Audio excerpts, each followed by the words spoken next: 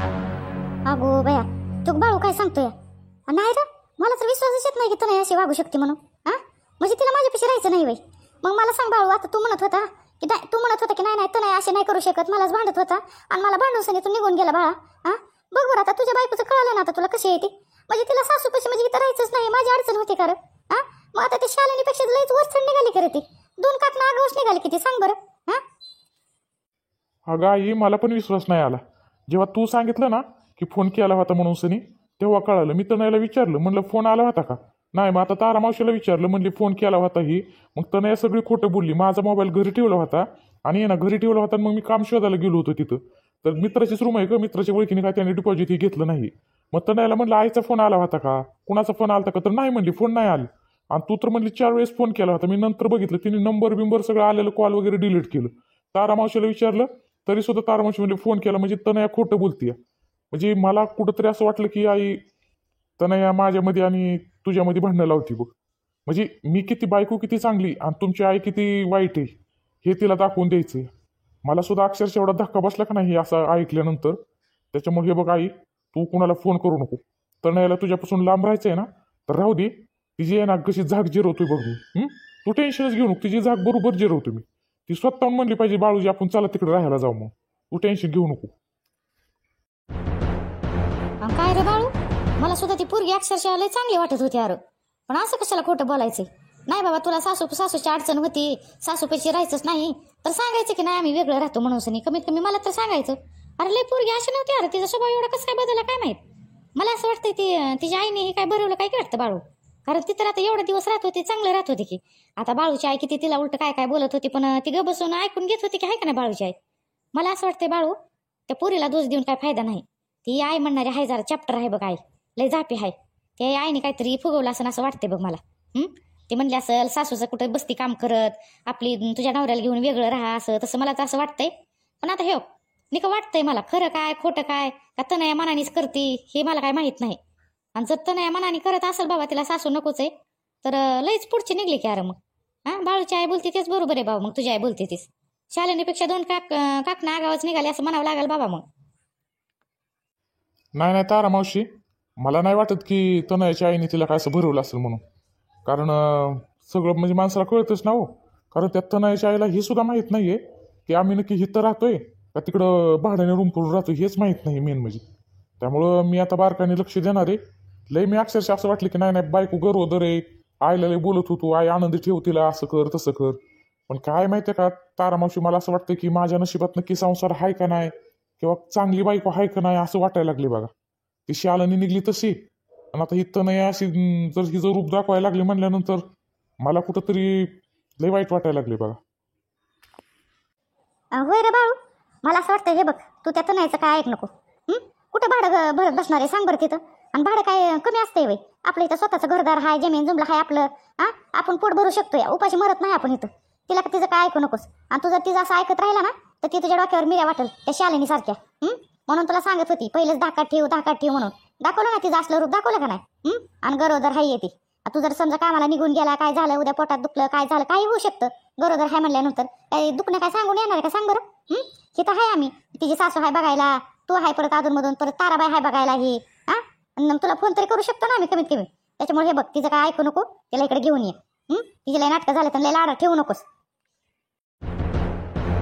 नाही नाही आई, तू काही टेन्शन घेऊ नको. मी माझ्या डोक्याने बरोबर करतो काय करायचं ती. मला फक्त बघू दे किती किती किती लांब थराला जाते हे बघू दे फक्त. म्हणजे शालिनीमध्ये आणि तिच्यामध्ये काय फरक आहे ना हे मला जाणून घेऊ दे. शालिनी तर अक्षरशः लय लांब कुठल्या खालच्या थराला गेली होती ही मला चांगलंच माहिती आहे. पण आता हे तनया किती किती पुढची हे मला बघू दे. आणि ही स्वतःहून मला कधी सांगते आणि हे मला कळू दे. आणि माझ्यापासून अजून किती किती खोटं बोलती, कशी काय तिच्या मनात सगळं मला जाणून घेऊ दे.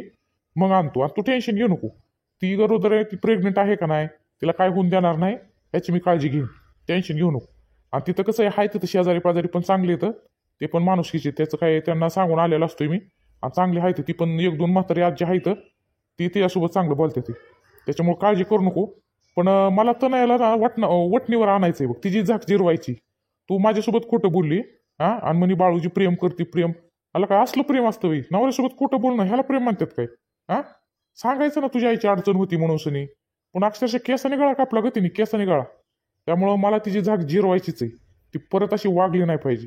मला माहीत आहे की अशा टायमाला गरोदर असताना तिच्यासोबत मला असं नाही वागायचं, पण काय करणार, तिनेच भाग पाडले मला असं वागायला. त्यामुळे तुम्ही फोन करू नका. मी तुला स्वतःहून आई फोन करत जाईन. तारा मावशीला तुला मी तुमचं इकडं येत जाईन, भेटत जाईन, तुला कमी जास्त बघत जाईन मी.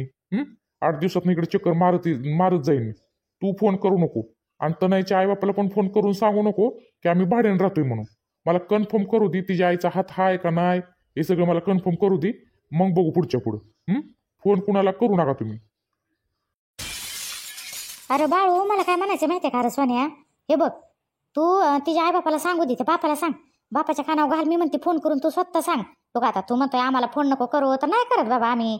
कशाला तुझ्या आई तरी तू फोन करतोय, तू जर स्वतःहून केला तर. आणि तुला कळालंय तुझी बायको विषय पण आता. हा, तर मग ते बापाला फोन कर की. बापाला तनयाचा फोन केला का नाही, मग आईला पण कळल. मग आई सामील आहे का नाही ह्यातमध्ये कळेल की मग. आणि कळू दे की त्यांची पोरगी कशी वागते म्हणून सनी. हा, नाही लय आई म्हणत होती ना माझी पोरगी लय हाय चांगली, लय हाय चांगली. तिला पण म्हणावं सासू नकोच झाली म्हणावं. हा, त्या बिचारी सासूचं एकटी म्हातारी, तिला किती काम लागते. एक भाकरी खाती दिवसाची, आणि तिचं कुठे एखादं लुगडं धुवायचं, आणि मांडे कुठे काय किती तिघांचं काम किती गाजतंय, तरी सुद्धा तिला सासूची अडचण होती. हा, मी तर काय म्हणते बाळू, फोन कर तुझ्या सासऱ्याला आणि सगळं सांग. आम्ही इथं राहायला नाही म्हणायचं, तर नाही म्हणजे इकडं म्हणून आम्ही भाड्याच्या घरात राहतोय म्हणायचं, आणि अजून काम शोधतोय म्हणावा. हा, सांगून टाक. नाही तारा मावशी, आता काही लगेच सांगत नाही. तुम्हाला सांगितलं ना तारा मावशी, तुम्ही फोन करू नका. आईला सांगतो, तुम्हाला सांगतो, तुम्ही फोन करू नका. मी माझ्या पद्धतीने करतो, हँडल करतो बरोबर. कुणालाच काय करू, कशाला त्यांना आई बापाला तर कशाला फोन करायचं. हा, मला सांगा तर नाही, माझ्यासोबत लग्न केलं, प्रेम केलं, जे काय सगळं जे काय झालं, त्यामुळे त्या आईबापांनी पण लय टेन्शन, लय त्यांनी त्रास भोगलाय. त्यामुळे मला आता त्यांना त्रास द्यायचा नाही बघा. मेन म्हणजे त्यांच्या तनयाच्या बाबांना त्रास नाही द्यायचा. त्यांना हे जर माहीत नसलं आणि हे मी सांगितलं, त्यांचं हातातलं काम सोडून परत ती तनयाला बोलणार, भांडणं वाढणार, तो तमाशा नकोय मला. त्याच्यामुळे तुम्ही काळजी करू नका. बरं आई, टेन्शन घेऊ नको, येतो मी. अधूनमधून भेटा येत जाईन, काय टेन्शन घेऊ नको. 2 गडी लावलेले आहेत आपलं, ते रानात काम करायला करतील सगळं. आणि हाय माझं लक्ष. आता काय काम शोधायला जातो मी. तनयाला सांगितलं मी काम शोधायला चाललोय म्हणून. तिला काय सांगितलं ना मी इकडे आलोय म्हणून. आणि तिला हे सुद्धा माहीत नाहीये की ती जी काही कट्ट कारस्थान करते ना, ती मला माहीत आहे का नाही हे सुद्धा माहीत नाही. त्याच्यामुळे टेन्शन घेऊ नको. बघतो मी माझ्या पद्धतीने बरोबर ही केस हँडल करतो आणि तिची जाग जिरवतो. आणि तिला मला चुरचूर बोलायला लागली ना, तिला मग तू डिलिव्हरी आली ना तुझी, जा तुझ्या आईच्याकडेच राहा. आणि तिला मी फोन नाही करत, काय नाही करत. बघ काय माहिती का, शालिनीला लय लाडात ठेवलं ना, त्याच्यामुळे ती माझ्या अक्षरशः डोक्याबाहेर गेली. तसं तनयला तसं काय करत नाही. बरे बाबा, पण भांडणं करू नको रे बाबा. जाऊ दे. हे बघ बाळू, ऐकतं नाही इकडं नाही यायचं ना तिला. माझ्यापाशी तर नाही राहायचं तर नको राहू दे. ऐक तू, नको राहू दे इकडं. पण एक काम कर, तू तिच्यासोबत भांडू नको. बघ कसं आहे माहितीये का, उद्याच्या तिला काय टेन्शन आलं, काय झालं, उद्या ते पोटातल्या बाळाला काय झालं तर काय करायचं सांग बरं. बसायचं का पाणी होतात परत. काय बोलू नको, काय नको. जाऊ दे, तिला राहायचं नाही वेगळं तर राहू बापडीचं. होऊ दे, तिची इच्छा पूर्ण होऊ दे. आता कुठं मी तिला लय त्रास देत होती काय माहिती, एवढी किती हासरून पसरून जागा होती. आणि असल्या रूम मध्ये राहायचं उगं भाड्याच्या घरात. जाऊ बापडीचं असू दे. काय आता तिला ती आवडत असेल तिथंच राहायला तर काय करणार मी तरी. आताच्या पोरीला काय बोलायला जावं तर आपल्याला शिकवतात. जा तू व्यवस्थित जा आणि भांडू भिंडू नको. बघ आई, नाही भांडत मी. नको एवढी काळजी करू तू. जा तुम्ही. बघितलं का ताराबाई, लय म्हणत होते ना बाळूची आई, त्यांचा संसार आहे त्यांना करू दे, मध्ये नको नाक खुपसू, हे करू नको, ते करू नको. बघ बाय माझ्या पोराचा हात. पोराला तर त्याच्या नवऱ्याला तर नवऱ्यासोबत तर चांगलं बोलायचं ना.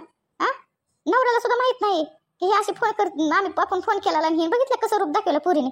आणि तुला म्हणत होती तुला शोधून सुद्धा तुझ्या पोराला अशी पोरगी सापडणार नाही. असं असतं वेग केसाने गाळ कापणारे. अगं सासूसोबत राग येत असं बापायचं, पण नवऱ्यासोबत तर खरेपणाने वागावं की जरा. अगं बाळूची आई, बघू मी तनयासोबत बोलल नंतर. आता बाळू म्हणलाय काय थोड्या दिवस फोन नका करायला तर नाही करत. बघू काय आता तिच्या मनात काय आहे ते, आता आपल्याला तर काय कळणार आहे.